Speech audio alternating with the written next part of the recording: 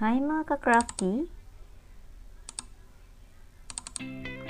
Gagawa tayo ngayon ng hair clip made of fuzzy wire.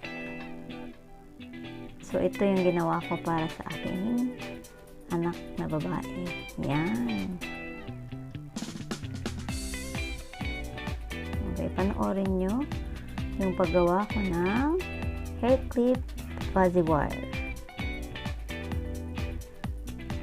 Kukuha lang tayo ng fuzzy wire, pink and purple.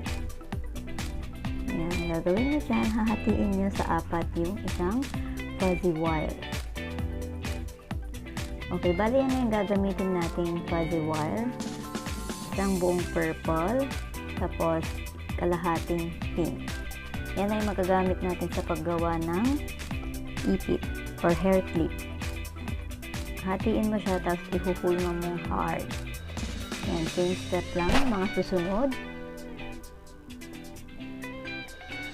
Bali, 2 pink at 4 na purple. Yan, gadali na lang, itutupi mo lang yung 1/4 na part ng fuzzy wire. Yan, tapos tupi mo ulit lang sa 2. Ganyan na yung magiging shape ng ating fuzzy hair clip. Yan, tapos kuha ka ng glugan, ididikit mo lang siya dun sa base ng ating hair clip. Nabibili lang yung hair clip, depende sa laki ng hair clip. Ito yung pinakamaliit na hair clip na nakita ko kaya. Yan yung gagamitin natin. Yan, didikit mo lang doon sa, make sure na i-press mo siya para hindi siya masira or para hindi siya matanggal sa clip. Yan, o diba? Mabilis lang siyang gawin. Easy gawin at mabilis. So, meron ka ng hair clip para sa iyong anak. Ito na siya. Ito na ang shala. Shalang-shala. Meron ng magagamit na ipit ng aking anak.